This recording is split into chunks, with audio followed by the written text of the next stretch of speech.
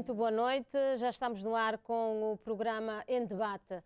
A violência sexual contra crianças e adolescentes é das mais graves violações dos direitos humanos, é uma violação grave dos direitos da criança e é um crime à luz da lei cabo-verdiana. Este fenómeno de amplitude mundial ganhou grande visibilidade social em Cabo Verde e neste momento está a preocupar a sociedade cabo-verdiana. Nós aqui vamos ver se conseguimos falar de aumento de casos. Sabemos sim que há aumento das denúncias. Só para terem uma noção, em 2020 em Cabo Verde, citando somente os números do Instituto Cabo-Verdiano da Criança e do Adolescente, ICA, num universo de 2.878 denúncias de vários casos de violação contra menores, 172 denúncias eram somente de casos de violência sexual contra crianças. E a nível nacional, os dados de um estudo do Governo e também das Nações Unidas, o estudo que foi feito em 2015, apontava que em Cabo Verde, no universo das vítimas de abuso e exploração sexual, 46% eram crianças e adolescentes. E no meio deste cenário triste, a revolta também aumenta com o grande número de TIR, ou seja, o termo de identidade e residência, que são aplicados aos agressores ou supostos agressores. Vamos aqui falar da rede de atendimento às vítimas, a forma como esta rede está organizada, a deficiente articulação entre as instituições, os procedimentos judiciais, a justiça que é morosa, ou seja, realidades que também desgastam muitas famílias e que procuram ajuda e justiça. Como melhorar? Que soluções para uma sociedade mais protetora das crianças? Que desafios para uma justiça mais adaptada à criança? E que papel cabe ao Estado e quais são as responsabilidades da família, da escola e da sociedade em geral? Temos aqui representantes de várias instituições, um coletivo que zela pelos direitos das crianças e adolescentes em Cabo Verde e que vão aqui debater o assunto e prestar esclarecimentos sobre esta matéria, mais no campo socio-jurídico. Sabemos que esta matéria exige uma abordagem mais integradora, mais ampla, pensando em outros domínios como a psicologia, a psicoterapia, a reinserção, etc. Estas abordagens ficarão para outros momentos. Temos 60 minutos com os nossos convidados. E passo aqui a apresentá-las. Tenho aqui a doutora Zaida Freitas. Boa noite, é a presidente da Comissão Nacional dos Direitos Humanos e Cidadania. E deste lado tenho a doutora Sofia Lima, que é jurista e já foi também bastonária da Ordem dos Advogados. Muito boa noite. E tenho a doutora Maria Livramento Silva, que é presidente do Instituto Cabo-Verdiano da Criança e do Adolescente, ICA. Muito boa noite. A todos os meus agradecimentos e obrigada pela vossa disponibilidade para estarem aqui para debatermos um tema tão pertinente e muito importante para nós. Eu começo com a doutora Maria Livramento Silva, que está aqui como presidente do ICA. Que olhar é que lança sobre esta realidade, sobre este tema de violação sexual contra crianças e adolescentes? O que é que os dados, os últimos indicadores nos dizem sobre este assunto? Muito boa noite, telespectadores, muito boa noite, jornalistas, muito boa noite, colegas do painel. Os dados apontam para um aumento de denúncias de casos de abuso sexual contra crianças e adolescentes desde 2016 até 2019, com uma ligeira redução em 2020, mas tem tido aumento sempre constante de números de casos. E isto porque os casos denunciados no ICA são esses, mas tem outras denúncias que não acontecem no ICA, mas em outras instituições. Em 2016, por exemplo, tivemos 127 casos, em 2017, 172, em 2018, 188, em 2019, 193 e 2020, 172.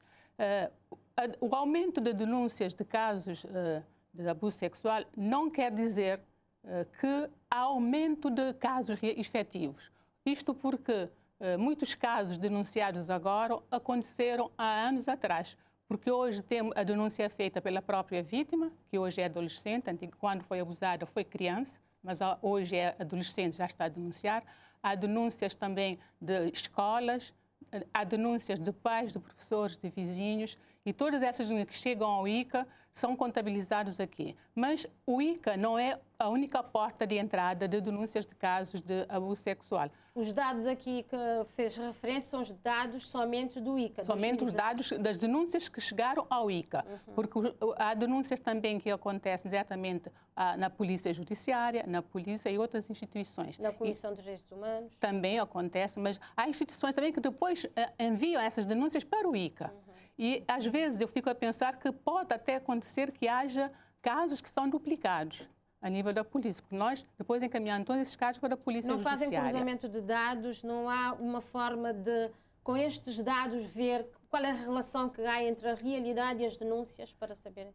Por acaso não fazemos isso, mas o ICA está a montar um sistema precisamente para ter esses dados das outras instituições, para poder cruzar os dados, também tentar saber se todos os casos denunciados são realmente casos, efetivamente, de abuso sexual efetivados. Doutora Zaida, eu faço a mesma pergunta. Eu sei que a Comissão Nacional de Direitos Humanos também tem responsabilidade nesta matéria, também é uma instituição que recebe as denúncias. Sim. E que leitura é que faz desta realidade com base nas vossas denúncias e com base nas vossas atuações? Bom, encaramos esta situação com muita preocupação, não é? Não obstante alguma tendência para a situação melhorar, o número de casos ainda é muito significativo e, portanto, nós estamos a falar da ponta do iceberg, porque nós sabemos que a grande maioria das situações ainda não são denunciadas. Efetivamente tem havido um trabalho, sobretudo da parte do ICA e da sociedade civil, no sentido de incentivar as denúncias, o que faz com que possa também haver esta percepção, em alguns momentos, de algum aumento, que vem muitas vezes na sequência de medidas e ações de sensibilização e de prevenção que estão a ser efetivadas no terreno. Mas é uma situação muito preocupante, é uma situação que, a nível mundial, é considerado mesmo um problema de saúde pública, não só pela sua prevalência, mas pelas consequências nefastas que tem na própria vítima, na família e na própria sociedade. Então nós temos encarado esta situação com muita preocupação. Nós não somos um órgão executivo do governo, por exemplo, como o ICA, mas temos o mandato também de promoção e de proteção dos direitos humanos, portanto, e dentro destes, obviamente, os direitos da criança. E aqui, não só no nosso mandato de proteção, como de monitoramento, quando identificamos situações, automaticamente articulamos com o ICA, que nós entendemos que é a entidade que está preparada para lidar com estas situações. E lá está, para evitar esta situação de sobreposição de intervenção. Normalmente, quando há algum caso que chega à Comissão, os técnicos do ICA são automaticamente acionados para saber se o ICA já tem conhecimento, já há algum trabalho feito. Nestes últimos anos, qual tem sido o número? Nós, no ano passado, tivemos um ligeiro aumento dos 13% dos casos de violação dos direitos da criança, 8%, portanto, tem que ver com a violência sexual, o que é um dado significativo. Mas eu ia dizer, para além destas situações, e que não são muitas, que chegam à Comissão, porque normalmente as pessoas associam logo, quando há uma situação desta natureza, a ICA, a Polícia Nacional, Polícia Judiciária. Portanto, há aqui outros canais e que têm sido divulgados. Mas nós, para além destes casos, também monitoramos as situações que são veiculadas pela comunicação social. Então, nessas situações, apesar de nós não termos a competência jurisdicional, o facto de sermos um órgão de monitoramento, entramos automaticamente em contacto, por exemplo, com o Ministério Público, solicitando informações acerca do andamento do processo para que possamos fazer, portanto, o acompanhamento. Doutora Sofia, a justiça é uma peça fundamental em casos de violação sexual de crianças. Como é que, enquanto jurista, que olhar é que lança sobre esta realidade? Enquanto jurista, com muita preocupação, antes de mais enquanto cidadã cabo-verdiana, tendo em conta o que já foi aqui relatado pelas colegas que me antecederam. Enquanto jurista, a preocupação é específica, na medida em que o que mais temos dificuldades na justiça em caso de violação, nomeadamente de crianças, são as dificuldades relativamente à prova. A prova é fundamental para que a justiça seja feita. O juiz só pode fundamentar a sua sentença com convicção no material que está no processo, no material probatório, para que possa averiguar se realmente houve cometimento de um crime e se esse crime é imputado à pessoa que se diz ter cometido o crime, e temos esse problema ainda por vários motivos que se calhar mais à frente podemos elencar relativamente à falta de provas. Claro que também a nossa preocupação enquanto juristas, enquanto profissionais do foro, é os efeitos negativos que a morosidade da justiça causam nesses casos, na justiça em geral, mas em especial nesses casos de violação de crianças, tendo em conta todo o peso emocional que a criança, que a família, que a própria sociedade acarreta por causa desses crimes.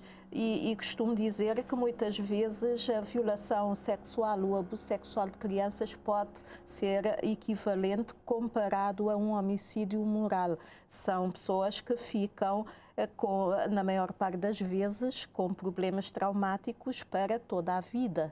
E também a própria família da vítima muitas vezes encara esse problema para a eternidade enquanto existir. Portanto, tudo quanto diz respeito a qualquer falha que possa haver, quer a nível processual, quer a nível da morosidade da justiça, quer a nível ainda de uma falta de capacitação dos operadores da justiça, todos nós, no entendimento, nomeadamente em como lidar com a criança vítima, que deve ser de uma forma... E acha mesmo que são fatores que muitas vezes não incentivam a sociedade, as famílias em geral, a fazerem a denúncia? Em parte, sim, porque geram o sentimento de impunidade. E quando há o sentimento de impunidade, a sociedade fica desmotivada a fazer a denúncia. Mas também temos de ver outro aspecto da denúncia, muitas vezes é da responsabilidade da própria família, e temos situações que não são poucas da proteção do agressor, porque normalmente são casos em que o agressor, aquele que comete o crime de violação, nomeadamente de crianças ou adolescentes, é uma pessoa muito próxima, muitas vezes é o próprio progenitor, muitas vezes é o pai ou é o padrasto, é um vizinho, é um familiar. Portanto, também há uma mentalidade de encobrir o agressor, e penso que isso é que deve ser a luta do ICA, das instituições que lidam mais perto, para incentivar a denúncia, para fazer uma sensibilização social, a ver se há efetivamente uma mudança de mentalidade. Temos um trabalho que é a todo o nível, e aí também temos um trabalho que a nível da justiça é importante, de prevenção, porque quando o caso já está sob a alçada do tribunal, significa que já houve crime, significa que já houve uma vítima. Exato. Deve haver um trabalho de prevenção. Vamos ter a oportunidade de falar, se calhar, da prevenção e de outros assuntos. Eu convido-os a verem uma reportagem, e também as pessoas que estão lá em casa. Vamos ouvir, portanto, uma história triste, relatada por uma mãe. A história reporta, portanto, mais um caso de violação sexual contra uma criança de sexo masculino de 6 anos. O suposto agressor é um vizinho, um jovem pouco mais de 20 anos. O caso aconteceu aqui na Ilha de Santiago, portanto, perto da cidade da Praia, no passado dia 20 de fevereiro. Vamos ouvir. A mim, por volta de 11 horas para lá, eu comer, quase meio-dia, eu comer, e a família estava a brincar. Sabem com seus colegas, depois deixei ele brincar com seus colegas lá no campo, lá debaixo, lá. Mas sabe brincar com meninos com bicicleta, deixei ele bem. E bem ali para a volta de, só faltava pode ser 12 minutos para trás para ali. Bem grosso, alguém que está chora, então perguntei ele, o que você está chora? E falou para mim, tinha hoje em charo e tinha lá água seca na hoje. Então, eu falei que você está chorando. Eu falei, se você está chorando, você vai morrer. Se você tem rosto, lá você rosto, você está chorando. Eu perguntei, ele que é mais grande que dá na boca. Eu falei, não, é canada. Depois um pouquinho, então, se é canada, entra. Então, ele entra e dá um chinelo para entrar espinho na chinelo. Se mandou mais chinelo para entrar espinho, a gente tem que era só cocô. Então, eu falei, isso é uma boa grande, você está cocô na calça. Como você faz aquela? Eu falei, não, me cocô na calça. Me vai com bom, uma coisinha cocô que ele na calça. Depois, eu falei assim, então, vai tomar banho. Pula água na balha, vai tomar banho. Depois que ele tomar banho, ele reproibir vestir. Depois, ele desde aquela hora que chega, ele quer ficar direito. Ele fica direito, só na chão, onde comida. Ele foi meio que comida que comer.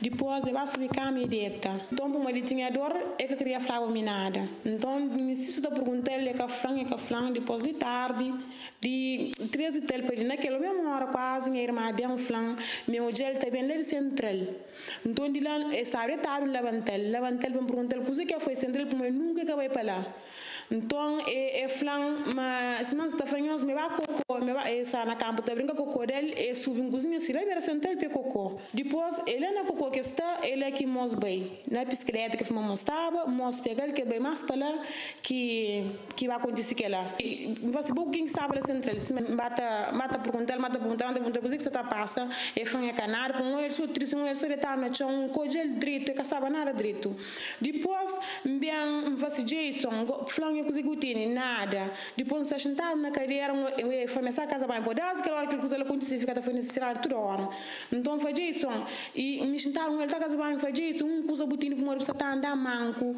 está no que você pode agachar não coisa botine foi no meu canal depois deixei lá para necessitar na casa banha que fazer me pegar meu colega quarto me falei disso suca frango que se passa não o chicote não o pancada não tá no hospital para morrer coisa botine depois que tinha nada que se que botar está era ele que ele meu nome de ninguém para morrer nem sim o já de jeito que ele que tá passando para cabeça panfla e quem é que faz aquela ponga sabe então ele que rebira que francês que chumar um faço chumar que cozinha isso cozinha que chumar fazer que chumar que faz meta rande escuro me fazer escuro para que chumar todo escuro eu fazer meta rande escuro para deixar ele fazer mal criar essa então pergunta ele faz isso e fazer dos calça que um gel e fazer estragar se polpa se mas está é del pancada na se polpa já não fica caminho se você ainda faz depois não sei panjubi mas onde que você vai perguntar para morrer cozinha que fez filho que ela manca chel na casa o rapaz de mais ou menos cantando ele tem 22 anos para ali é para ali que tem então vizinho nós é amigo ele é amigo minha filha subindo para que dá todo dia toda hora então tu minha filha para comer ele tá falando tinha comer na casa de mar mas é amigo ele disse que me morava na Palmares, ele disse que me morava para ali, sempre, único, que tem menino, amigo, seu colega, se mesmo é amigo dele com aquele moço lá. Então depois ele aqui não é mais fazer já no hospital é violado fazer análise depois não há PJ estudo que já menino mais violado me agora e já tinha uns cantos de justiça estava parado mas já a partir de hoje que esse homem já não fala depois amanhã ele torna bem agora depois ele aguenta hoje se a justiça está continuando tá anda ou se está para ali. Hoje vou bem na procuradoria. Bem na procuradoria e depois estive já no Beirut, no Baula um dia, depois marcando para hoje, para não tornar bem, já fala com ele, já não fala, depois fica para amanhã, para levar ele na psicólogo. Entra me com ele. Eu pedi ele sacrificar mais à vontade, pensei ele lá fala, mas ele falou não, para ficar lá. E fica lá junto com ele, com o psicólogo também que vai acompanhar. Portanto, desde que coisa acontece com o filho, único que em sonhos vai ao hospital? No vai ao hospital, já não vai delegacia de saúde a fazer análise que as mandam para fazer. Depois, PJ não veio um dia para morrer, não tinha análise da delegacia de saúde, não vai fazer. Depois, as questões não fazem para morrer, mas assim que está chamando lá de PJ, pesa marca para não começar a fazer. Já como nunca tinha como de falar, quase um beito, chega aqui em Baflas, mas mesmo fazer análise, que eles não fazem para morrer, mas que a marca. Depois eles falam, não, quando vem para casa, mas também chama, mas a marca, esse chama, aquele dia mesmo, essa marca, primeira, segunda-feira, terça-feira não vai fazer. Depois ele passa um X dia no bem na procuradoria, depois já passa um X dia e se torna chamado Maria Gaspa não torna bem que não vai hoje. Tudo quase uns 6 vezes que eu sei com o menino. Para lá. Ica, eles vêm a casa. Então, eles vêm a casa e bem falam comigo, bem fazem eles perguntam tudo o que acontece, o que passa, e já não fazer, eles é aquele que não fala. Para além daquele choque grande que apanha e tudo que ele corre lá, foi um desgaste para o boi e que próprio também para o filho. Foi complicado e para falar a verdade, me dá que aconteceu aquela coisa, me peixe que está vindo, acaba vindo peixe aquele dia e ele também acaba a escola. Acaba a escola para morrer, também que coisa de resolve, nunca creio ficar até exposto, vai para ali, vai para lá. Um grito que coisa de resolve, já fala com a pessoa sempre também vai na casa, também passar matéria na caderno, está fazer. Às vezes que a pessoa que bem tá vai levar a pessoa na caderno, a pessoa está passa matéria, está trazer para morrer, já nem na rua se deixa ele sempre dentro de casa. Se me vira na sebe vai um cou, sempre está carregando, está levando, não está tornando. Você sabe, está brincando, para morrer ele menino, às vezes está esquecido, está brincando, mas tem uma hora que te lembra que está ficar sabe, está ficar triste, que fica um menino normal, se ele era antes. Para aquela experiência que você está passando ali, começa a dar uma resposta, mas que recomendação que você faz para coisas bem mais rápido? Então, que lançar, não é nada fácil para ele, para morrer tudo vez que não vai, você fica a perguntar a mesma pergunta e ele que quer plantar, mas queria ficar a perguntar outra vez. E depois prova e violação, ele esguezou, já me violado, ele gefla, é quem que viola ele. Então, a minha taxa, mas que tem necessidade de você tá fazendo coisa que você está fazendo, pelo menos pensa adiante, pensa fazer coisa mais rápido. Pelo menos se hoje a justiça está bem mais rápido, pelo menos me fica mais calma, para morrer não tem atenção, já subiu, nunca tinha atenção alta mantém, para morrer por causa daquela coisa ali. Para morrer justiça de praia, também sim nunca sabe cozer. Para morrer tá chamando coisa de que acontece que é para bem de maneira que você está bem ali. Tudo vez que bem tem que dar para caro, bem. Ninguém está bem, ninguém está no trabalho.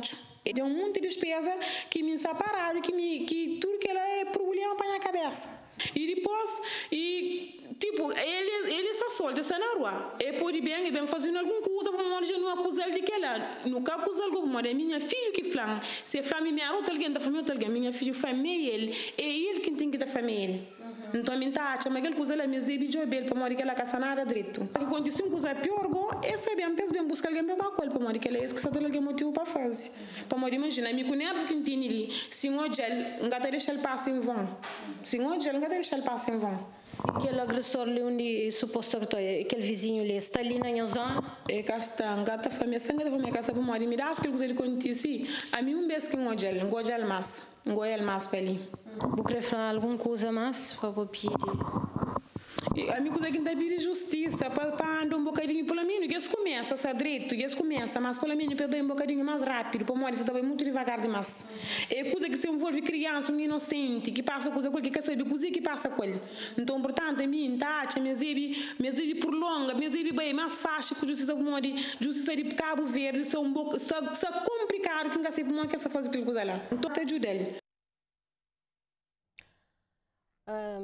Com esta reportagem de suporte vamos continuar o nosso debate, uma reportagem que nos mostra, portanto, dá-nos um sinal como é que funciona esse fluxo de atendimento, como é que estão a articulação entre as instituições e também retrata aqui um bocado o desgaste da família, o desgaste emocional da família. Vamos começar com a doutora Maria Livramento. Que leitura é que faz e, portanto, deste caso?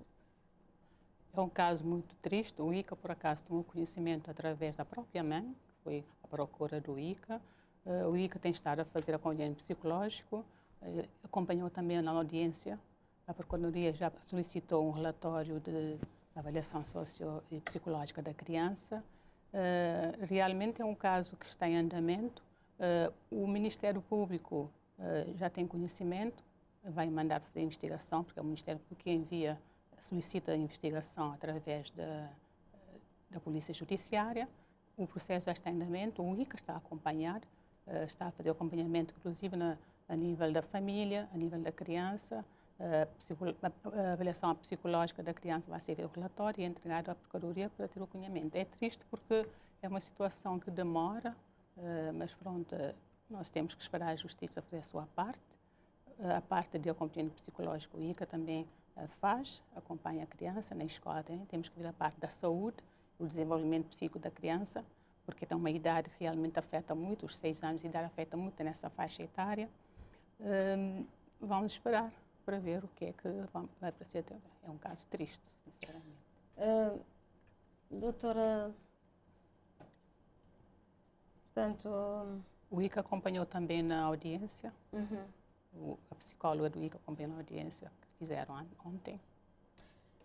Doutora Zaida, eu sei também que a Comissão de Direitos Humanos, não sei se tem conhecimento deste caso, mas este caso deixa-nos, interpela-nos. Quando nós dizemos a criança é prioridade, eu gostaria que falassem um pouco em casos de violação sexual da criança, por exemplo, se acham que há eficiência neste fluxo de atendimento, o ritmo como as coisas funcionam, estão bem, e se a Justiça, quando nós dizemos que a criança é prioridade, quando o assunto é a Justiça não vê que a criança é prioridade, para ser um pouco mais célere, mais rápida, para evitar quase que um duplo sofrimento à vítima. Exato.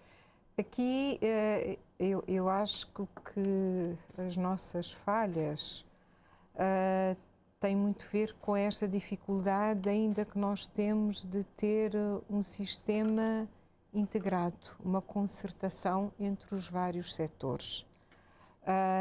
E para além desta concertação, que todas essas entidades envolvidas tenham efetivamente este princípio de criança como prioridade absoluta muito presente, ou seja, indo ao hospital ou à delegacia de saúde que este princípio impere, se for à polícia que este princípio impere, se for ao ICA, portanto, a partir este é um princípio que é defendido pelo ICA ou à comissão, seja que serviço for, portanto, que haja uma atuação concertada, um diálogo permanente entre esses serviços e que esteja claro este circuito, este círculo, este fluxo. Nós temos vindo a falar nisso e eu sei que o ICA já fez um estudo neste sentido, na sequência do Plano Nacional de Combate à Violência Sexual, mas as informações que eu tenho é que ainda, portanto,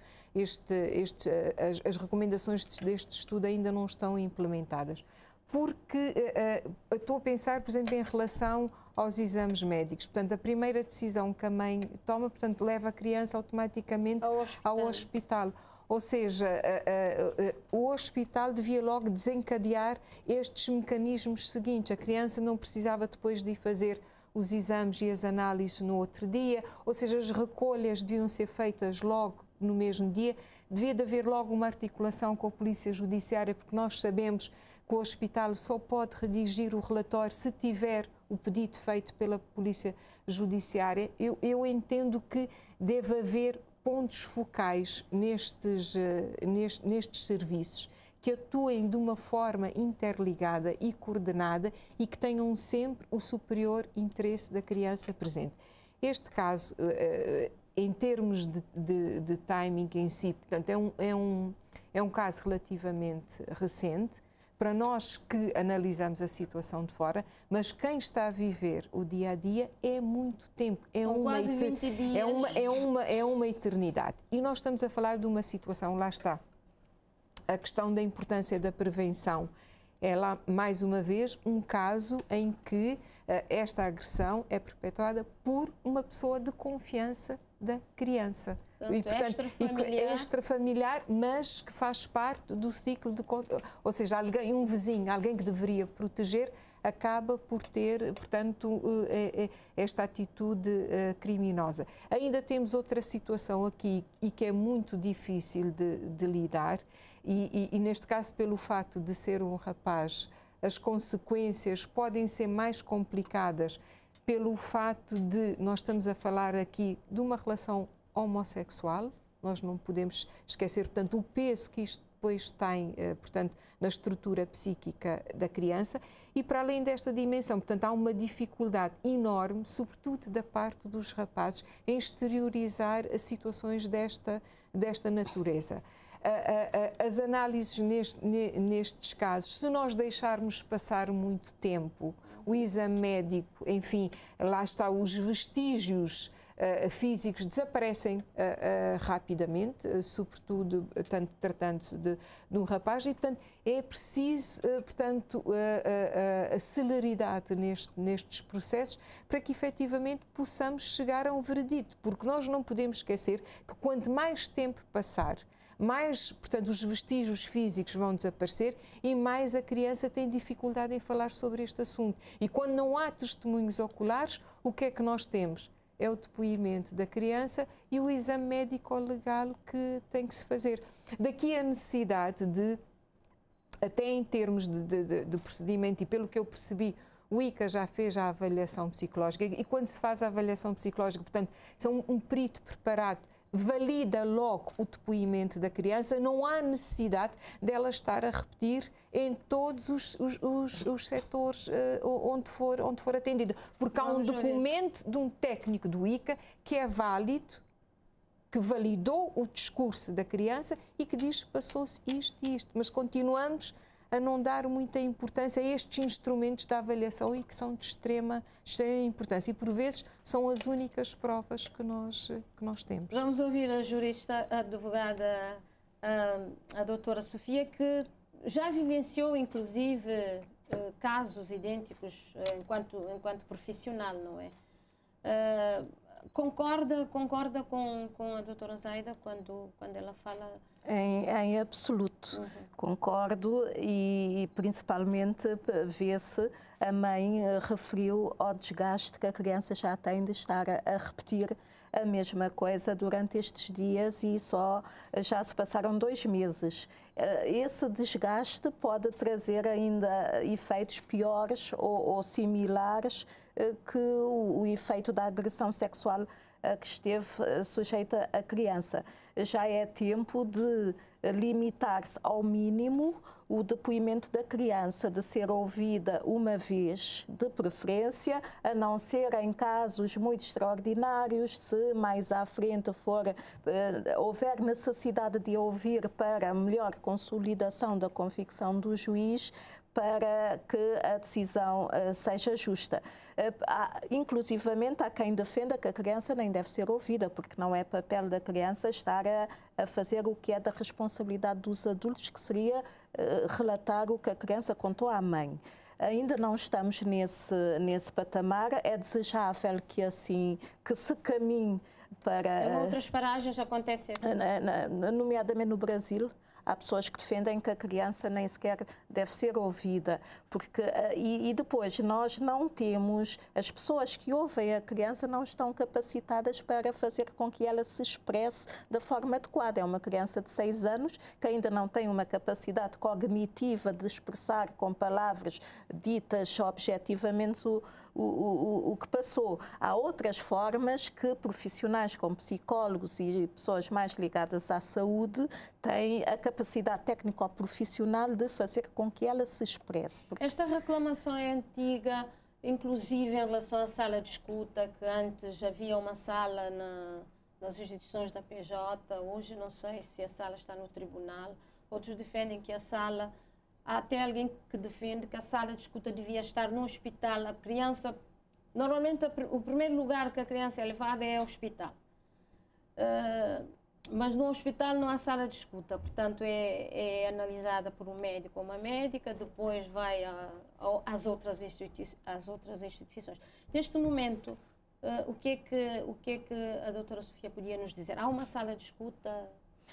Sabemos que há um financiamento obtido através de esforço da CRIDES, se não estou em erro, para implementar essa sala com equipamentos mais adequados, de forma que a criança seja ouvida por esses profissionais que têm mais aptidão para fazer com que ela fale com alguma objetividade, e enquanto que os profissionais, os operadores de justiça, magistrados e advogados, ouviam através da televisão ou de qualquer mecanismo digital que não fosse presencialmente, para não intimidar a criança. Isso tudo vai ter, se for realmente implementado, independentemente do sítio, de preferência que seja no sítio onde a criança é levada pela primeira vez, já que o objetivo será diminuir a quantidade de vezes que vai falar sobre o assunto. Independentemente do sítio, importante é existir a sala. Importante é que, se efetivamente a nível de processo penal as coisas começam a ficar mais céleres. Também há quem defenda que podíamos já ter um juízo ou um departamento no tribunal, um juízo só para esses casos de crianças a nível de criminal, que por causa desse fluxo, desse aumento dos dados estatísticos que foram aqui ditos, que já se justifica. Temos sempre o problema dos recursos, vão dizer que não temos magistrados suficientes, mas penso que o objetivo será caminhar para lá, porque efetivamente é preciso termos um sistema robusto, que seja persuasor, que consiga que a justiça seja efetiva. Doutora Sofia, a doutora Zaida falou aqui das avaliações que são feitas antes, por exemplo, a perícia médica. A criança é levada ao hospital e depois penso que há um relatório que é do médico. Qual é o peso deste relatório? A forma como ela é feita, às vezes tem alguma influência na celeridade ou no desfecho do caso, por exemplo? Esse relatório médico, se for bem feito, se for conclusivo, tem um peso enorme na prova, na produção da prova. Mas às vezes não há vestígios, né? Mas a criança é com alguma insistência interrogada se realmente aconteceu. E o familiar e a sociedade considera que esta insistência em perguntar a criança, como se não estivessem a acreditar na criança. E entre a criança que diz e entre o médico que diz que provavelmente poderá ter havido violação, mas não viu o vestígio, acha que situações dessas é que realmente às vezes complicam o desfecho do caso e tornam o caso? Sim, claramente. Estava a dizer que o relatório, se ele é conclusivo, tem um peso de, se calhar, de mais de 80% para uma sentença condenatória relativamente àquela pessoa, se houver vestígio. O médico só pode ser conclusivo, só pode ter um relatório com uma conclusão positiva se tiver vestígios físicos, químicos, o que encontrar. O médico não pode elaborar um relatório no que ouviu. Isso é função de um psiquiatra, o médico legal, legista, não pode fazer isso. Havendo vestígios, é fundamental esse relatório, mas tem que ser um relatório conclusivo. A certeza da medicina, muitas vezes, é relativamente à certeza que a legislação penal exige para que realmente possa ter o valor de prova que o juiz precisa para ter a certeza de que aquela pessoa é o autor do crime. Há aqui uma diferença de certezas.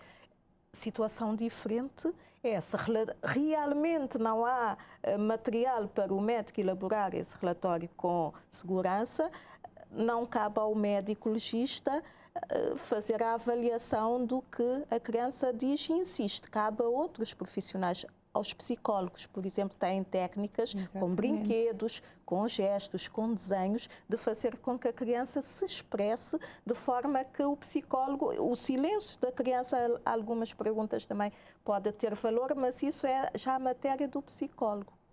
Isto é extremamente importante, e só para complementar um bocadinho a questão do depoimento sem dano, ele é tão importante que pode mudar completamente o decurso da investigação.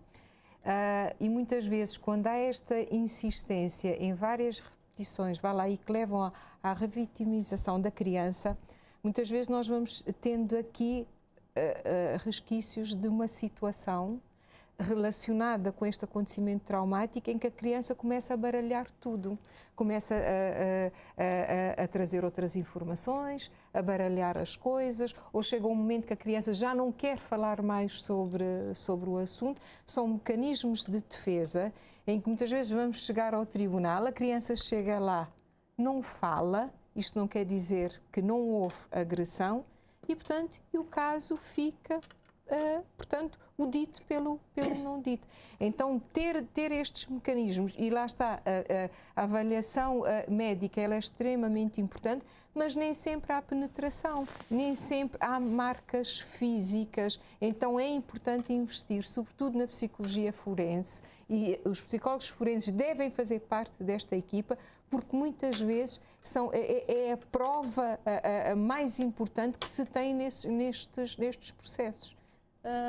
E muitas vezes a avaliação é feita muito tempo depois e o relatório do psicólogo seria uma mais-valia para ajudar nessa decisão do juiz. Que investimentos, por exemplo, é que a ICA tem feito? Eu sei que vocês têm um plano do combate ao abuso sexual de crianças e adolescentes.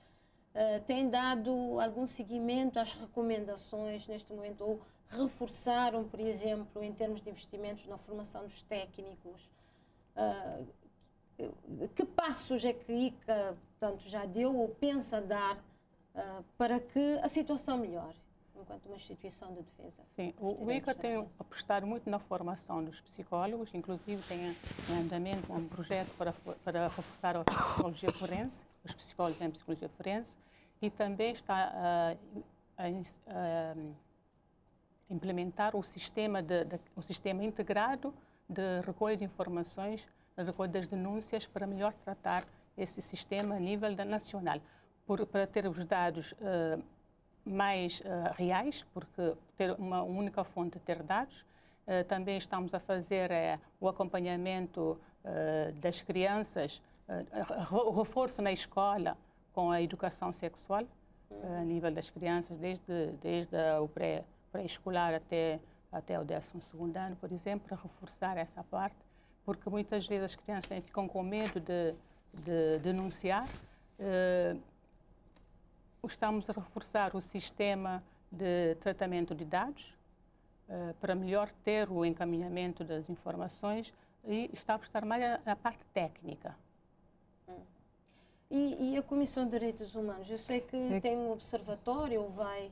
Sim, o observatório, portanto, está a ser implementado, é uma das medidas que está no Plano Nacional de Combate à Violência Sexual, e, portanto, o que se pretende com o observatório, por um lado, é melhorar o monitoramento, e o observatório é um observatório de direitos humanos, mas dentro deste observatório nós teremos várias janelas, entre os quais o Observatório de Direitos Humanos das Crianças. O que se quer é, em articulação com vários setores, ter acesso a dados não só quantitativos como qualitativos, e criar um sistema nacional de indicadores de direitos humanos.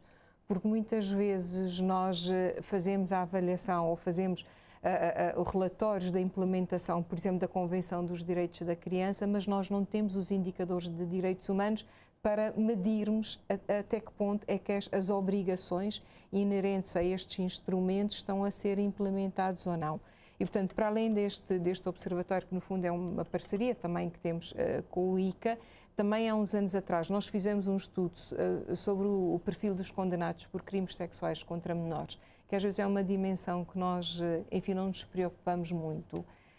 Mas deste estudo saíram-nos algumas preocupações, não encontramos um perfil especificamente, mas apercebemos que a grande maioria das pessoas que estavam detidas por terem cometido este crime não eram pedófilos, no sentido nosológico do termo, mas eram pessoas que tinham outras perturbações. Portanto, para já começava por um interesse sexual por crianças, e associada a isso questões mais ao nível, portanto, de algum sofrimento emocional e algum sofrimento social, e com histórias de violência também na sua vida passada. E apercebemos também que muitas vezes estes indivíduos não tinham um sentido crítico acerca do ato. praticado. O que aqui, portanto, aumentava o risco de reincidência, portanto, no crime. Então, a Comissão... Deram seguimento a alguma recomendação? Exatamente, como recomendação seria, efetivamente, termos programas de intervenção, portanto, dirigidas a reclusos que tivessem cometido este crime. Criamos um projeto, portanto, um programa que nós chamamos do PASS, onde se trabalha, portanto, a reintegração e a ressocialização desses reclusos, ao nível portanto, de alteração cognitiva, tomada de consciência crítica sobre os crimes, de mecanismos para evitarem estar em contacto com as crianças. E, portanto, foi um programa, digamos, criado também em parceria com o ICA, e que já está a ser implementado, vai começar a ser implementado agora pelo Ministério da Justiça, porque demos formação aos técnicos tanto da Saúde como do Ministério da Justiça, para que efetivamente esses reclusos saíssem. Portanto, porque punir apenas não é suficiente, não é só a reclusão. Portanto, eles têm que ser trabalhados e têm que ser trabalhados nesta dimensão do crime que cometeram. Uma outra situação que deixa, e vimos na reportagem, a família, a sociedade muitas vezes indignada, é o facto do agressor ficar solto, portanto, em liberdade, às vezes à espera do julgamento. Ou então, qual é o vosso entendimento também em relação ao tiro, que também tem indignado a sociedade? E fala-se, eu acho que há mesmo, o Departamento norte-americano falou mesmo num grande número de tiros, não sei se o último, em 2019, há um grande número de tiros em Cabo Verde. A doutora Sofia, que entendimento é que a gente pode ter? O termo de identidade e residência é uma coação a nível pessoal e entre muitas outras. Pode-se considerar que é a coação mais suave ou mais leve que é aplicada pelo Ministério Público. As outras, há, por exemplo, a proibição da aproximação da vítima, a proibição de saída do país e outras, sendo a mais grave, a prisão preventiva. A sociedade tem apelado, nomeadamente para esses casos, e espera e revolta-se. Quando são casos que envolvem crianças. Quando são casos que envolvem crianças, tem apelado e a sociedade revolta-se porque normalmente espera que seja aplicada a sanção, a coação mais grave, que é a prisão preventiva. Tem havido casos, alguns casos recentes, vê-se na comunicação social da aplicação de prisão preventiva para supostos autores de crimes sexuais, mas isso é do foro da análise do juiz. O que diz a lei é que a prisão preventiva deve ser aplicada quando todas as outras se mostrarem insuficientes. E quando for um crime doloso com pena abstrata a partir de 3 anos, que é o caso. Portanto, resulta da análise do juiz. O juiz é que conhece o caso, que ouviu as pessoas, que ouviu o arguido e aplica-lhe essa sanção. A prisão preventiva, entende-se que o magistrado queira ponderar bem, porque a liberdade é o valor supremo, é um bem supremo que nós temos e realmente deve ser, a liberdade deve ser subtraída em último termo. Mas o certo é que há situações que às vezes nós não entendemos, porque quando, por exemplo, muitas vezes uma criança é levada para um centro de emergência, quando, por exemplo, corre perigo, quando estamos perante uma violação sexual, por exemplo, intrafamiliar, que acontece no seio familiar, e se a criança corre perigo, muitas vezes a criança é retirada do seu seio familiar e o suposto agressor, o agressor, fica solto. E nestas situações é que muitas vezes também... Sim, a criança é retirada, eu penso que para a sua proteção. Mas porquê que não... Lá está, isso é do foro judicial, é do foro judicial, a não ser que, e às vezes defendemos por causa desse aumento pelo menos de denúncias, não sei se o aumento de denúncias equivale ao aumento de ocorrência, há quem diga que o aumento de ocorrências até é maior, em determinadas situações, defendemos que, em caso de violação de crianças, a medida de coação mais que devia ter tendência a ser aplicada seria da prisão preventiva, exatamente para proteger a criança, porque o agressor é uma pessoa próxima normalmente, se não é familiar é um vizinho, quando não é o próprio pai. E é uma situação complexa, mas que se percebe a revolta da sociedade e entende-se que deve haver, sim, uma reflexão sobre isso a nível da magistratura e da própria legislação, que, se for preciso ser revista para acautelar melhor a proteção da criança, deve ser revista. Doutora Sofia, há uma outra situação também que as pessoas às vezes interrogam, porque é que em casos de violação sexual de crianças, portanto, ao agressor é garantido o direito à defesa e à vítima o direito à assistência. Não é só em caso de violação de crianças, em qualquer ação penal. O que é que isso significa? Qualquer pessoa tem direito à defesa, é um direito constitucional, portanto, é-lhe garantido esse direito e através de um advogado ou de um defensor oficioso. Se ele não consegue constituir por si só, por meios próprios, um advogado, o Estado garante-lhe esse direito à defesa através de um defensor oficioso à custa do próprio Estado. Ser assistente é a parte processual que é vítima. Ser assistente significa que, através também de um advogado que ela própria constitui ou que pede para lhe ser nomeado, vai passar a poder intervir no processo ao lado do Ministério Público. E isso o que é que significa? Por exemplo, na fase da instrução pode requerer diligências, o assistente, através do seu advogado, não faz investigações, mas pode requerer diligências. Deduz a acusação, mesmo se o Ministério Público não deduzir a acusação, o assistente tem o direito de deduzir a acusação. Na fase do julgamento, requer provas, faz inquirição das testemunhas e outros meios de prova, faz alegações, interpõe recursos dos atos que considera que não estão, relativamente aos quais se sente inconformado. Ser assistente significa que pode intervir no processo através de advogado. São duas partes processuais em direito penal. Temos o autor do crime, que é o arguido, temos a vítima. Se não constituir assistente, nos casos em que o Ministério Público pode levar avante sozinho o caso, é um denunciante e o seu direito fica assegurado simplesmente pelo Ministério Público. Se constituir assistente, significa que, para além do Ministério Público, ainda tem um advogado que o representa.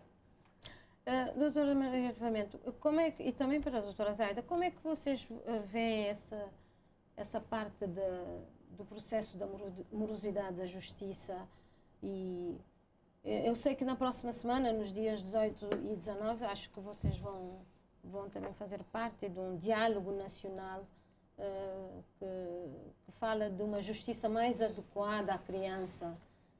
Portanto, é uma junção de esforços, de vozes, se calhar, que vão falar do assunto. Acho que é um projeto que está a envolver a CRIDES e a Embaixada dos Estados Unidos, não é? E o Governo, o Ministério da Justiça e vários parceiros sociais.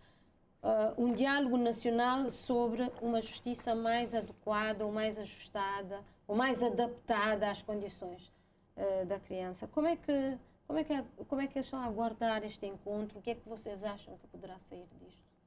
Bom, nesse encontro há dois assuntos a serem tratados. Um é pegar estudos de caso e ver como é que há o fluxo, como melhorar o fluxo existente, qual seria o fluxo ideal para Cabo Verde e também para que a justiça seja mais célere e que os resultados sejam conclusivos. A outra parte é a parte também de ver com a lei aprovada, a lei de crimes contra o abuso sexual de crianças, que foi aprovada no Parlamento e na especialidade com a revisão do Código Penal e do Código Processual, que absorveu praticamente todos os artigos do projeto da lei de abuso sexual. Então vão discutir lá também o que é que foi aprovado, o que é que foi absorvido pelo Código e o que é que não foi, e como trabalhar essa parte que não foi absorvida pelo Código. Portanto, a lei agrava penas, mas há ainda alterações que... Há dois aspectos que não foram absorvidos, precisamente ligados ao turismo sexual, porque o governo acha que não devemos incriminar o turismo. Então, essa parte foi recusada, foi rejeitada, mas tem a parte administrativa, alguns aspectos que não foi absorvida nem pelo Código, nem pelo Código de Processo Penal. Então, os elaboradores do projeto de lei contra o abuso sexual de crianças vão ter que sentar-se e preparar um outro aspecto, talvez algum regulamento, e como é que a outra parte que não foi absorvida será trabalhada a partir de agora, porque o consultor que trabalhou no projeto vai apresentar essa parte também. O ICA também está a trabalhar um novo plano, 2021-2023, Sim, o novo plano. Com que propósito? O que é que vão pôr mais neste plano? Porque este plano vai reforçar muito a parte da formação dos alunos na parte de abuso sexual, na parte de educação sexual. Portanto, é mais prevenção. É mais prevenção. É mais prevenção porque vão estar incluídos lá todos os ministérios. E são as recomendações que saídas do outro plano, que foi avaliado agora, que vai ser implementada para o novo plano.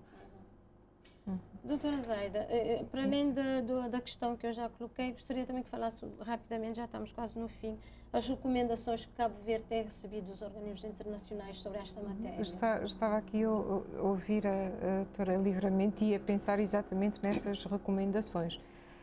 Porque assim, uma das grandes recomendações tem exatamente a ver com o reforço institucional. E o ICA é uma instituição que precisa mesmo de ser reforçada. Tem que haver realmente este sinal, esta decisão política neste sentido. O Plano Nacional de Combate à Violência Sexual é um plano ambicioso. Eu ainda não tive oportunidade de ver, portanto, o próximo plano. Eu acredito que muitas ações e diretrizes foram implementadas no primeiro plano, mas pelo facto de também não ter havido um reforço institucional, não houve aqui a facilidade da avaliação, para já, das medidas que estavam a ser implementadas. Para além de outra situação, portanto, o Comitê Pró-Criança, portanto, que é uma figura extremamente importante para a implementação desse plano, tanto quanto sei, também quase que não funcionou, ou não funcionou da melhor forma. Então, eu se calhar, para além da importância dessas medidas todas, e todas elas muito bem pensadas, e pelo menos a percepção que nós temos, sobretudo as ações que vão ser apresentadas na próxima semana neste diálogo de concertação com os parceiros, é importante pôr a tónica no reforço institucional, não só em termos de recursos técnicos e financeiros, sobretudo em termos dos recursos humanos, porque nós estamos a falar de um país arquipelágico. Obviamente que o ICA tem delegações neste momento, tem praticamente todas as ilhas, tem representação em todas as ilhas, mas é preciso estar, e isto foi sempre uma das grandes recomendações do Comitê. Quando fala em reforço institucional, o que é que almejam concretamente? Aumento de recursos humanos, sim, recursos humanos mais preparados, qualificados a esse nível. Também o Comitê recomenda que a própria CNDHC também ela, portanto, seja reforçada. A questão da independência, também da própria Comissão, para efetivamente ter condições de fazer um monitoramento, lá está, da implementação dessas políticas voltadas para os direitos da criança. Só assim nós podemos efetivamente efetivar os compromissos assumidos enquanto Estado de parte, não só das convenções das Nações Unidas, mas também das convenções regionais de direitos humanos. Acrescentar recomendações, já estamos no fim. O que é que acham? Portanto, há desafios a nível da justiça.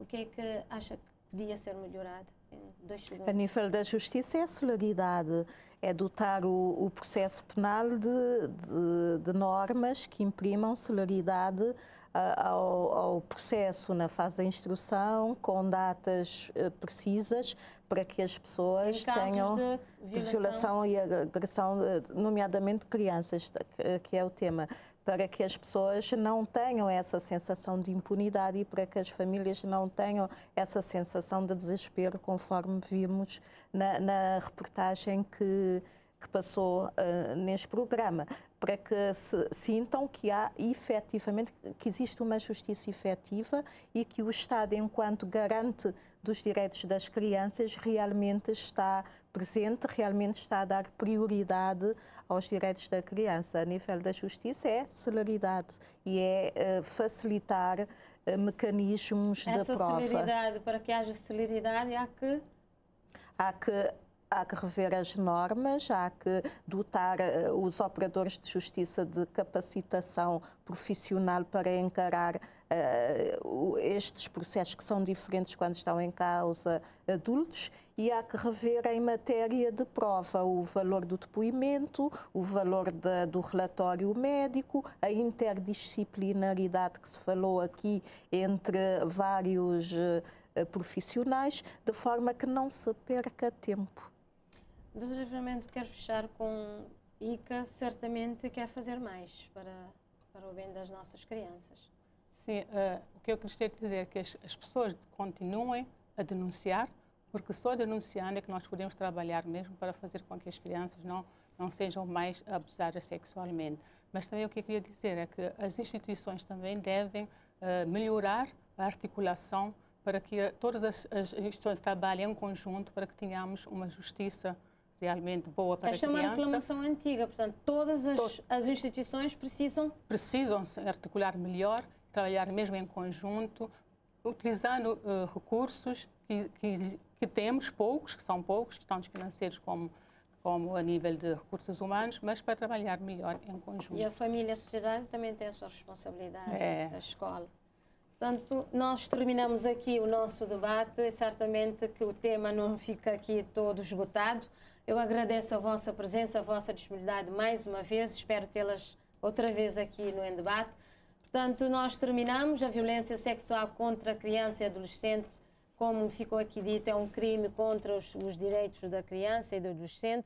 Acontece bastas vezes em lugares onde os menores deviam ter proteção, no seio familiar, nas escolas, nas suas comunidades, como vimos aqui na reportagem. Nós sabemos que foi lançada uma Agenda 2030, a Agenda dos Objetivos de Desenvolvimento Sustentável. É uma grande oportunidade para o Governo e também a sociedade civil fazerem tudo para que tenhamos um futuro melhor para as nossas crianças e adolescentes. E para o crime da violência sexual contra a criança e adolescente, o apelo é para tolerância zero. É o compromisso que todos nós devemos assumir. Já sabem, vamos fazer as denúncias, como ficou aqui o apelo. É tudo. Boa noite, bom descanso e até para a semana.